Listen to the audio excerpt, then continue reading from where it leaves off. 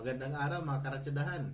Ating tatalakayin at panoorin po ninyo ang naging pagbisita at pagpupulong ni Pangulong Bongbong Marcos sa Maguindanao kaugnay sa pagtugon ng naging epekto ng bagyong Sipaeng. Matatandaan na napakalawak ng damage na ginawa ng nakaraang bagyo at nagdulot ito ng pagkamatay, pagkasira ng kabahayan at kabuhayan ng ating kababayan. Atin ding bibigyang reaksyon ang ilang bahagi sa naging pagpupulong dahil dito malalaman ninyo kung bakit binaha ng sobra ang Maguindanao. Na ang ilang tulay naman ay panahon pa pala ng nakaraang administrasyong Ferdinand Marcos na siyang ama ng kasalukuyang Pangulo ngayon. At syempre kung paano masusolusyonan ang pinaka-root cause na epekto o naging dahilan ng problema, pati na rin ang karapat-dapat na immediate response at long-term response solutions para sa mga biktima na dulot ng matinding kalamidad katulad ng bagyong Sipaeng. Alright, let's start! So far, yun lang naman po ang nakita kong areas of concern that I would like to raise in this meeting, sir. Nandito na rin po yung status of damaged bridges. May mga possible na po. But meron din bridges such as that, yung nasa picture kanina, pabalik natin, which is located in Palimbang, na talagang wala na rin po. So, these are old bridges na, sir, that has been existing for 40 years. Matagal na po itong mga bridge ito sa looban na project pa before ng your father, Mr. President. Yung mga bridge, nagkaroon ng multiple bridges approach sa lalawigan ng back then Moro Province. So yun lang po, Mr. President. That's the report of the province of Sultan Kudarat. Maraming salamat po. Thank you very much, Datu Pax, for that briefing. Ayan may mga nabanggit at pinakitang deteriorated o damage ng mga tulay. Although ang agenda sa meeting ay malamang para tingnan ang dahilan ng matinding pagbaha na ikinamatay ng ilan nating kababayan at ikinasira ng kanilang kabuhayan at tahanan para sa mabilis na pagtugon at pamamahagi ng tulong sa mga apektado, ay mabuti na rin na nabanggit ang tulay na ito dahil kapag may dumating muli na bagyo na siya magdudulot ng matinding pagbaha ay siguradong posibleng bumigay ang mga tulay na ito. Imagine kasi panahon pa ng ama ni PBBM ito. Narinig nyo naman 40 years. So meaning to say, hindi na talaga ito nabigyan ng general renovation or mabago talaga ang tulay sa mga sumunod na administrasyon. Kaya naman instead of being reactive ay maging proactive tayo dito dahil kapag nasira nga naman ang tulay na yan ay posibleng madelay ang ilang pag-angkat ng pagkaing pangangailangan gawa ng daanan na yan. Ang mga residente dyan ay apektado lalo na sa mga may trabaho at pangkabuhayan na iyan lamang ang pinakamadaling daanan nila, pinakamalapit at madaling madadaanan. Ang masama ay kung iyan lang ang daanan at walang diversion road na malapit o di naman kaya ay napakalaya pa ang kanilang iikutan. So apektado talaga sila. Kahit paano, okay pa rin para sa akin na na-brought up yan para kasama na rin sa iba budget para sa build program. Napakaliit lang yan na magiging proyekto kung tutuusin kumpara talaga sa target ng build program na inumpisahan ni Pangulong Duterte. Okay, tuloy natin, Pahabol ako, sir, kasi Maguindanao is a catch basin. So I'm appealing to our Honorable Secretary of DPWH na sana madaliin natin yung flood control ng South Cotabato and Sultan Kudarat. Dahil pag naunan natin yon, hindi kami masyado bahain dito. Dahil pag umulan ng South Cotabato or North Cotabato and even Sultan Kudarat, nadadamay kami kahit wala kaming ulan. So from time to time, so nasasayang yung ating calamity fund dahil lang sa ulan. Instead na sa infra tayo mag-focus, puro calamity, puro food packs ang naayos natin. So thank you, sir. Yes, Yan, napanood ninyo, napakaganda ng ni-raise ni Governor by Miriam Mangodadato. Correct me if I'm wrong kung siya nga pa si Governor, Pero napakahalaga talaga na may paalam niya ito sa pangkalahatan during that meeting na ang Maguindanao pala ay nagsisilbing catch basin. Ang ibig sabihin niya po ay sa Maguindanao bumabagsak or babagsak ang mga excess na baha or tubig ulan dulot ng bagyong galing sa Sultan Kudarat. Kaya naman pala marami sa kababayan natin ang namatay at naapektuhan sa Maguindanao. Hindi niya lang sinabi na basta catch basins ito, kundi ang maganda pa rito ay nalaman natin ang isa sa dahilan ng matinding pagbaha Tapos nagbigay pa siya ng proposal para sa long-term effect na posibleng dapat na gawing solusyon upang ma-eliminate or mawala o mabawasan ang matinding pagbaha. Nang sa gayon ay maiwasan ang repeated occurrences o yung maulit pa ang ganitong hindi kaaya-aya o magandang pangyayari na katulad nito. Alam nyo kasi na kapag long-term ang gagawin nating solusyon sa problema, ay maiiwasan ang mga fatalities, property damage, pagkasira ng livelihood natin. Totoo, napakahalaga ang mabilisang pagtugon sa mga nasasalanta ng bagyo tulad ng pamimigay ng ayuda, repack goods, medicines, relocation, search and rescue, and etc. It can still save lives nga naman and helps us to move on. Pero kung hindi talaga kasi mabibigyan ng long-term solution, mauulit lang ang mga death and fatalities gawa ng pagbaha. Imagine yung bahay mo na lang na kapag nasira ulit, hindi ba? Yung mga pinundar mong appliances at mga gamit, mawala, masira. Yung crops o pananim at negosyo natin, mga tulay at kalsada.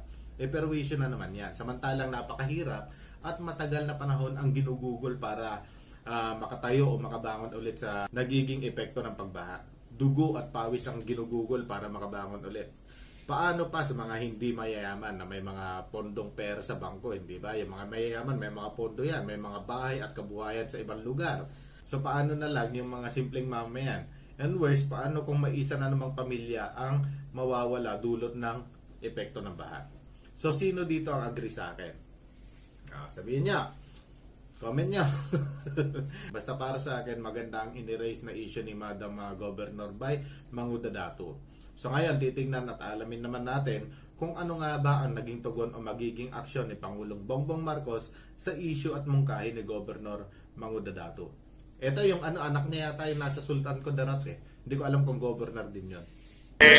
Yung ating, but we also have to kasi ang ano din sa ibang lugar na nabaha is that we have to study it really well kasi kung maglalagay tayo, kung ang linalagay 200 meters lang muna is yun. So, pag yung maglagay ka, ayusin mo yung flood control dito, sisirain naman yan dito sa baba.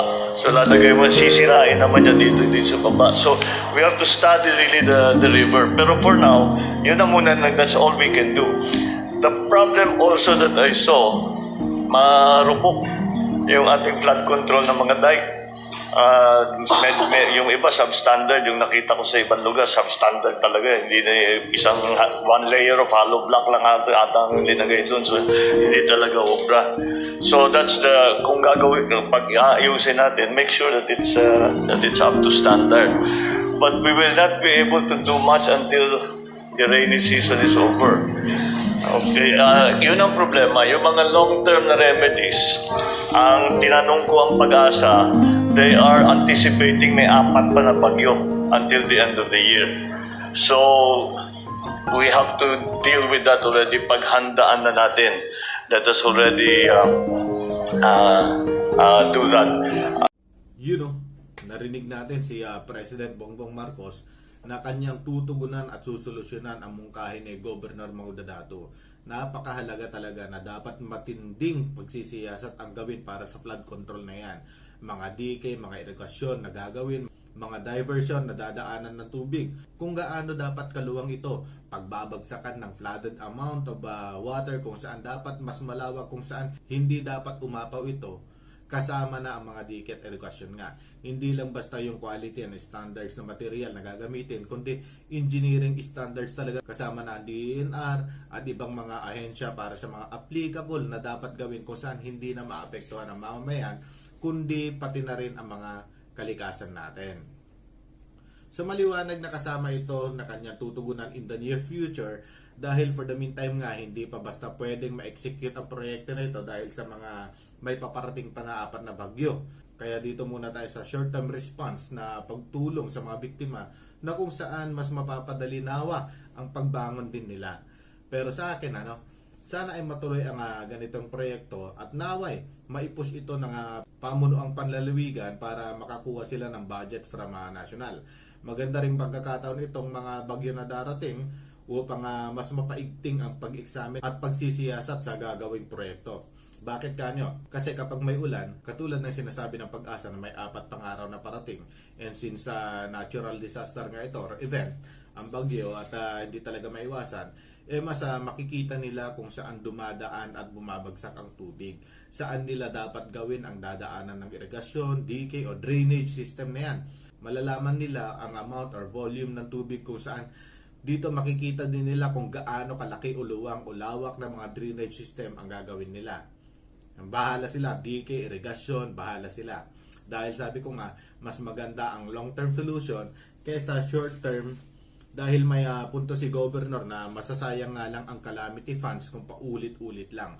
Pondo ka ng pondo ng calamity funds. Samantalang mas karapat dapat ng pondohan ng gobyerno ngayon ang mga long-term solutions kung tutuusin.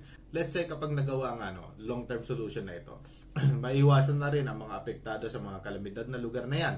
In the near future, hindi nagagastos pa ang gobyerno ng malaking pondo para sa kalamidad at hindi nadadami ang mga biktima katulad ngayon. Kasi nga, maaaring maiwasan o malimitahan na lang ang mga damages dulot ng pagbaha.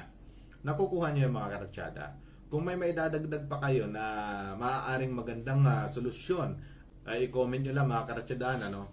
Alright, tuloy na natin na sinasabi ni PBBM. I noticed na ang BARM at saka yung LGU wala kayang joint operation. You have to have joint operation to maximize all of your assets. Dahil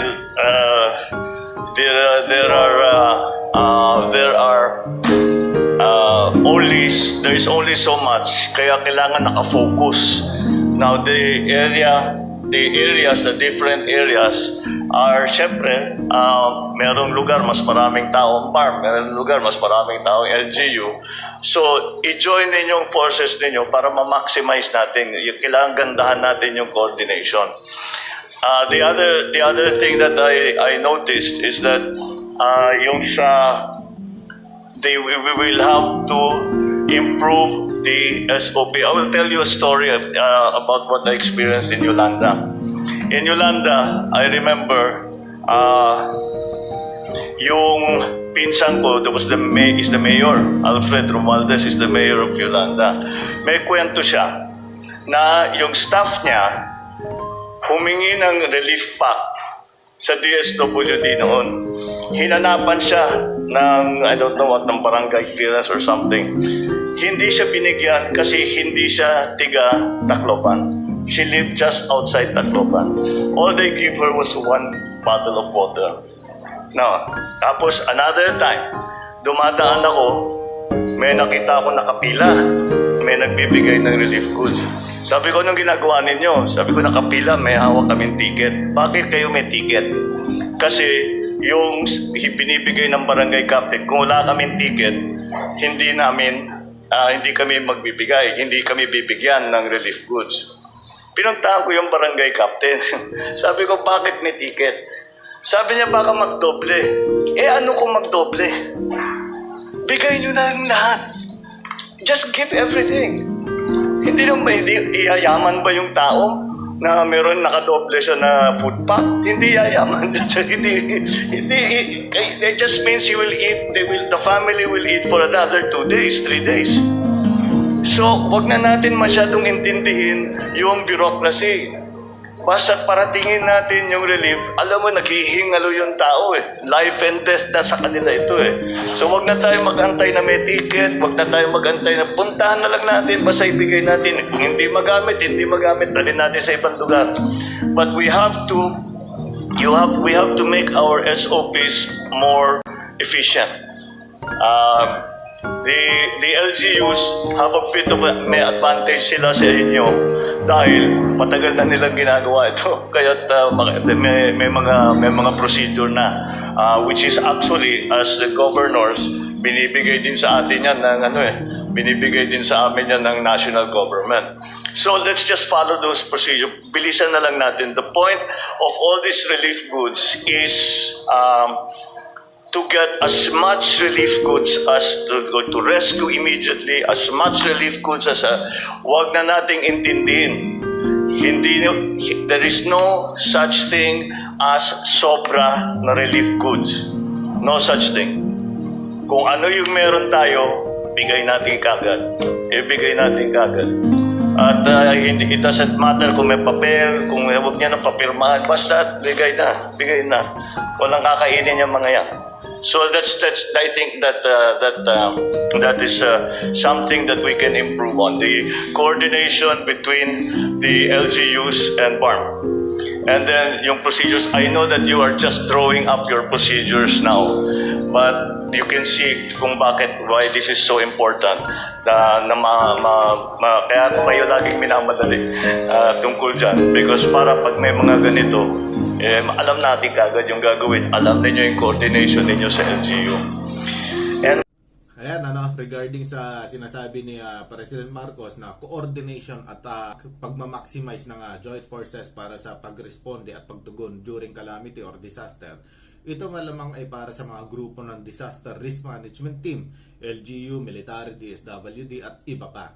From evacuation, search and rescue, medical, practitioner or medics, hanggang sa pagbibigay ng repack goods ay dapat mabilis at efficient ang flow ng response nila. Kompleto sa information, sa manpower, sa supply, sa mga equipment, evacuation center ay dapat sufficient lahat yan. Mayroon dapat at nakahanda lahat yan. Ngayon, nabanggit ko ang information. Saan ba magre-rely ang lahat ng nabanggit ko na yan para mas makapaghanda sila?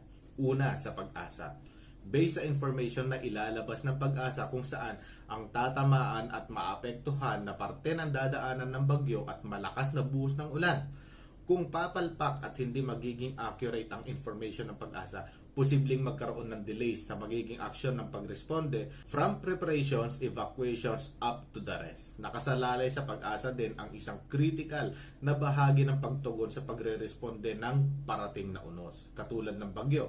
Ganon pa man, worst comes to worst, if in case na hindi magiging accurate ang ilalabas na information ng Pag-asa, ay dapat nakahanda pa rin ang mga LGU, ahensya ng gobyerno sa mga lalawigan at distrito, lalong-lalo na ang national, ang Risk Management Group kasama ng Search and Rescue Team, military personnel and its equipment or vehicle, medics, at syempre food supply. The fact na may darating na malakas na bagyo ay dapat anticipated na ito at dapat nakahanda pa rin kayo.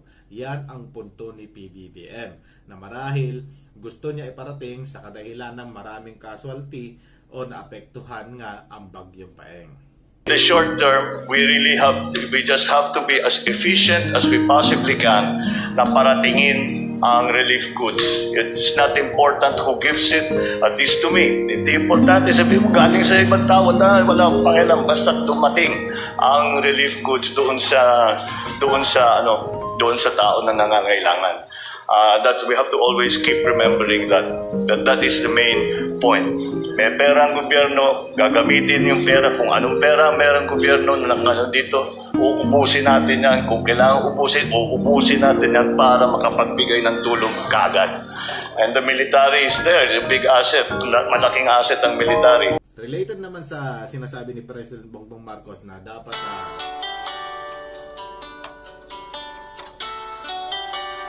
samantala tayo natigil, may tumawag na sa ating agency. Related naman sa sinabi ni President Bongbong Marcos na dapat makarating ang tulong sa kung sino man ang nangangailangan despite of we are having a procedure. Ito nga ay dahil sa may pera ang gobyerno. Kung kailangan ubusin yan, uubusin natin yan. Sabi nga niya, basta makarating ang tulong sa mga biktima, walang masasayang. Kung may sumobra, ibigay pa rin o dalhin sa iba. Napakaganda, hindi ba? Nakakapanindig balahibo kung tutuusin. Alam niyo kung bakit? Kasi di ba nga may ticket pa na hinahanap kadalasan, lista ng pangalan bago ka bigyan, sa kadahilangang iniisip siguro ng LGU na ginamit ko ang nakalaan na pondo para sa nasasakupan ko lang, kaya dapat yung residente at apektado lang sa nasasakupan ko ang bibigyan ko. Ganon kadalasan or ganon yung mentality at sistema nila, pero hindi. Ini-emphasize dito ni PBBM na ang pondo para sa national ay magagamit natin lahat para sa biktima kung kinakailangan. Kulang na lang niya sabihin na common sense dahil sa lawak ng damage ng ginawa ng bagyo. Dahil nga sa lawak ng damage ng ginawa ng bagyo, ay lahat kayo sa lalawigan na ito, kasama ang katabing mga lalawigan, ay apektado. Kaya't majority of your residents ay apektado rin. So huwag ka na magtikit-tikit, parang gano'n, kumbaga, di ba? Kumbaga, bakit ka pa mamimili or pipili? Especially kung ang ibang pack goods or mga naripack na goods na yan, iba pang mga supply katulad ng mga damit, tubig at kagamitan at mga pera ay galing sa mga donations, ay huwag na kayong pumili pat ipamigay nyo na. Alam nyo kung bakit kasi sinasabi ni President Bongbong Marcos yan, para lahat makikinabang at matugunan ang pangangailangan dahil napakahirap maging biktima ng katulad nito. Ibig sabihin, kung kulang pa ang pondo nyo, sabihin nyo sa akin, magbibigay ako sa inyo. Iyan ang kanyang pamumuno. Ang ganda, hindi ba? Kaya't sana naman sa mga namumuno, wag lang naman maging korap na gagawin pang pagkakataon ang disaster o kalamidad na ganito upang makapamantala ng kapwa. Biktima na yan, sasamantalahin nyo pa ba? Di ba nga hindi naman lingid yung laki ng pera na dapat mapunta sana noon na tulong at rehabilitasyon sa mga biktima ng bagyong Yolanda noon? Ang laking pera noon. Napakaraming nasirang pagkain noon. Anong nangyari? Matunog na nagkaroon ng korupsyon dahil sa laki ng nawawalang pera. Tapos may naging issue pa sa lumabas na video sa naging pagpupulong noon ni Marroa sa mga LGU. Hindi ba? That is why ayaw na maulit yun ni PBBM dahil para sa mga mamamayan yon na naging biktima. Kaninong administrasyon ba noong panahon ni Yolanda? Comment nyo nga rito na maalala ko. Agree ba kayo sa mga sinasabi ko? Okay, tuloy natin ang sinasabi ni PBBM. Tuloy natin. One last note. Nung nasa helicopter kami ni Bay Mariam, na-notice ko lahat ng gumuho, kalbo ang bundok. So, ayong part na yan ay iiwanan na natin dyan. Kasi nga, syempre, ayan ay isang part na kung saan na-notice ni President Bongbong Marcos during aerial surveillance na nakikita niyang nakakalbo nga yung portion ng kabundukan kung saan magiging dahilan ito ng landslide. Syempre, pagka nakakalbo nga naman ang bundok ay walang sisip-sip sa mga tubig ulan. Kumbaga, yung mga tubig ay bababa at doon nga magre-resulta ng matinding pagbaha. Ngayon, siya na mismo ang nakaisip ng solusyon at siya na mismo yung nakakita ng dahilan dyan. So, sinadjust niya lang na magkakaroon ng replanting, clean and green project para doon, para sa rehabilitation ng environment natin ng kabundukan para maiwasan nga dahil maiwasan nga yung landslide, matinding pagbaha dahil nga isa ito sa cause bukod doon sa sinadjust ni Governor mga dadato. Ngayon, i-share ko lang yung regarding sa coordination na sinasabi ni BBM between sa mga responder natin during emergency and disaster. Very familiar tayo dyan dahil bilang safety gumagawa ako mismo ng emergency response plan and procedures dati sa Saudi nung nandoon pa ako at nag-work doon. Siyempre sa procedure na yon, sa plano na yon, gagamitin mo lahat ng mga resources mo na pwede mong gamitin doon. Hospital, security, police, fire brigade, trained personnel, competent personnel.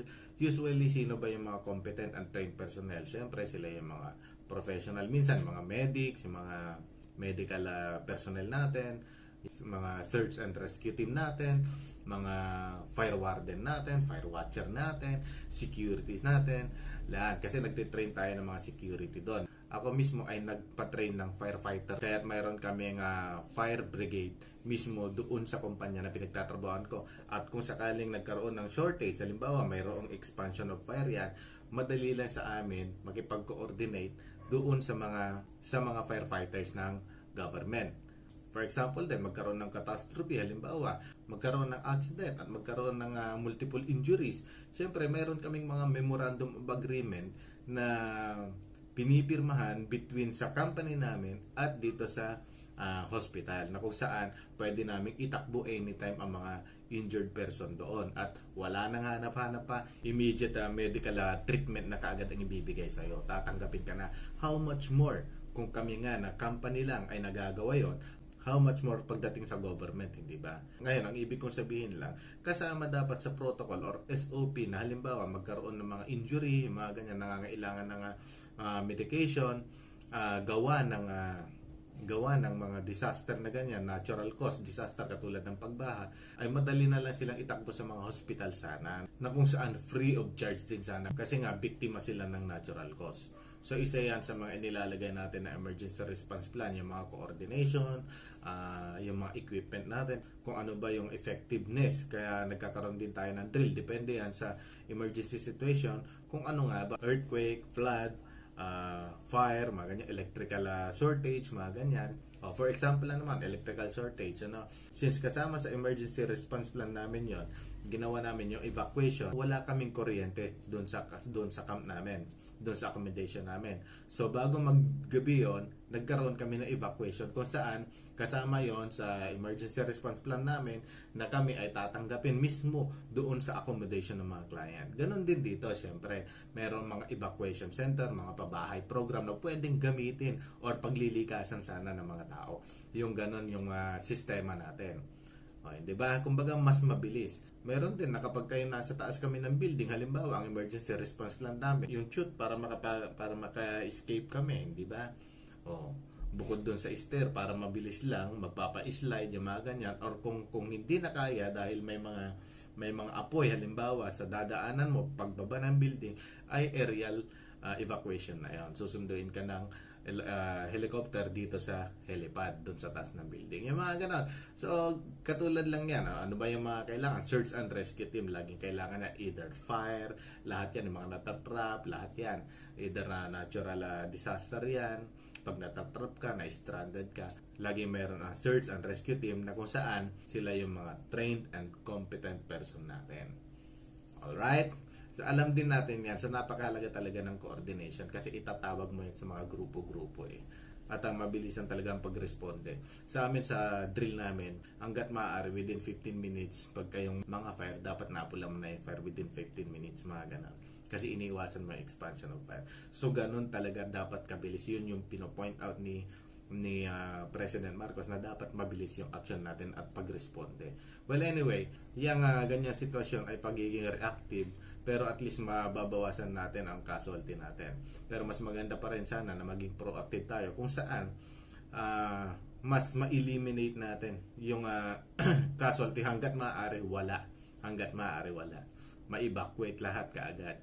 O, diba? Kung makakapag-provide ang government natin dito sa mga flooded areas natin na ine-expect pagdating sa bagyo, ay meron tayong sapat na evacuation at maialis natin yung mga residente or mapaghahandaan, mga ganyan. Kung accurate ang pag-asa sa information, yung mga ganyan, di ba? So, aware din tayo dyan. Alright? Adios!